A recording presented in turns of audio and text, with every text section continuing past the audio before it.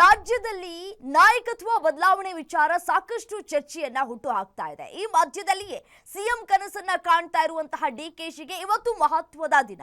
ದೆಹಲಿಗೆ ತೆರಳ್ತಾ ಇದ್ದಾರೆ ಡಿಕೆ ಶಿವಕುಮಾರ್. ದೆಹಲಿಗೆ ತೆರಳ್ತಾ ಇರುವಂತಹ ಬಂಡೆಗೆ ಹಿಂದೆ ಸಿಗುತ್ತಾ ಸಿಹಿ ಸುದ್ದಿ.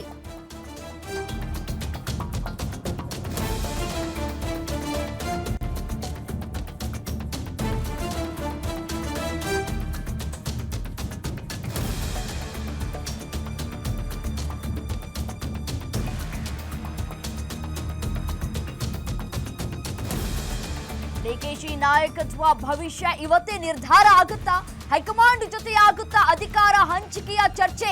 ಇವತ್ತು ಅಥವಾ ನಾಳೆ ರಾಹುಲ್ ಡಿಕೆಶಿ 1-to-1 ಚರ್ಚೆ ಮಾಡುವಂತಹ ಸಾಧ್ಯತೆಗಳು ದಟ್ಟವಾಗಿದೆ. ಪಂಚರಾಜ್ಯ ಚುನಾವಣೆ ಸಿದ್ಧತೆ ಮಧ್ಯೆಯೇ ಚರ್ಚೆಯಾಗುವ ಸಾಧ್ಯತೆಗಳಿದೆ. ಖರ್ಗೆ ಮೂಲಕ ರಾಹುಲ್ ಮನವೊಲಿಸೋದಕ್ಕೆ ಬಂಡೆ ರೆಡಿಯಾಗಿದ್ದಾರೆ. ಹೈಕಮಾಂಡ್ ಮನವೊಲಿಕೆ ಮಾಡೋದು ಹೇಗೆ ಅಂತ ಹೇಳಿ ಡಿಕೆ ಶಿವಕುಮಾರ್ ಒಂದು ಕಡೆ ಯೋಚನೆಯನ್ನ ಮಾಡ್ತಾ ಇದ್ದಾರೆ.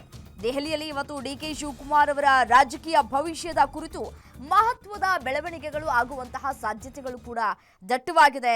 ಸಿಎಂ ಸ್ಥಾನದ ಕನಸನ್ನ ಕಾಣ್ತಾ ಇರುವಂತಹ ಡಿಕೆ ಶಿವಕುಮಾರ್ಗೆ ಇವತ್ತು ಅತ್ಯಂತ ನಿರ್ಣಾಯಕ ದಿನ ಅಂತ ಹೇಳಿದ್ರೂ ಕೂಡ ತಪ್ಪಾಗ್ಲಿಕ್ಕಿಲ್ಲ. ಹೈಕಮಾಂಡ್ ಜೊತೆಗೆ ಅಧಿಕಾರ ಹಂಚಿಕೆಯ ಕುರಿತು ಗಂಭೀರವಾಗಿ ಚರ್ಚೆಗಳು ಮಾಡುವಂತಹ ಸಾಧ್ಯತೆ ಇದೆ.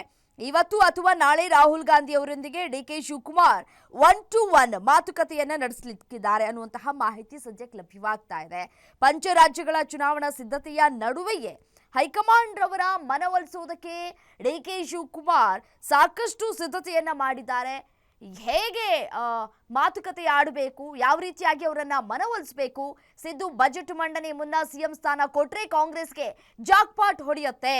ಅಸ್ಸಾಂ ಚುನಾವಣೆ, ZP, TP, GBA ಎಲೆಕ್ಷನ್ ನಲ್ಲಿ ಕಮಾಲ್ ಮಾಡೋದು, ಪಕ್ಷ ಸಂಘಟನೆ ಸಂಪನ್ಮೂಲಗಳಿಗೆ ಸಂಘಟನಾ ಚತುರತೆ ಹೊಂದಿರುವಂತಹ ಡಿಕೆ ಶಿವಕುಮಾರ್ ಸಿಎಂ ಸ್ಥಾನ ಸಿಕ್ಬಿಟ್ರೆ ಚುನಾವಣೆಗಳಲ್ಲಿ ಟ್ರಬಲ್ ಶೂಟರ್ ಆಗಿ ಕೆಲಸವನ್ನ ಮಾಡ್ತೇನೆ. ಈ ಎಲ್ಲಾ ವಿಚಾರವನ್ನ ಹೈಕಮಾಂಡ್ ಮುಂದೆ ಇಡೋದಕ್ಕೆ ಡಿಕೆ ಶಿವಕುಮಾರ್ ಸಿದ್ಧತೆಯನ್ನ ಮಾಡಿಕೊಂಡಿದ್ದಾರೆ. ಸಿದ್ದರಾಮಯ್ಯ ಅವರು ಬಜೆಟ್ ಮಂಡಿಸುವ ಮೊದಲೇ ತಮಗೆ ಸಿಎಂ ಸ್ಥಾನ ನೀಡಿದ್ರೆ ಅದು ಕಾಂಗ್ರೆಸ್ಗೆ ದೊಡ್ಡ ಮಟ್ಟದ ಜಾಕ್ಪಾಟ್ ಆಗ್ಲಿಕ್ಕಿದೆ ಅನ್ನುವಂತಹ ವಾದವನ್ನ ಕೂಡ ಮಾಡ್ಲಿಕ್ಕಿದ್ದಾರೆ. ಮತ್ತೆ ಅಸ್ಸಾಂ ಚುನಾವಣೆ, ZP, TP ಮತ್ತು GBA ಚುನಾವಣೆಗಳಲ್ಲಿ ತಾವು ತೋರಿದ ಅದ್ಭುತ ಸಂಘಟನಾ ಚತುರತೆಯನ್ನ ಅವರು ರಾಹುಲ್ ಗಾಂಧಿ ಅವರ ಮುಂದೆ ಪ್ರಸ್ತಾಪವನ್ನು ಮಾಡುವಂತಹ ಸಾಧ್ಯತೆಗಳು ದಟ್ಟವಾಗಿದೆ.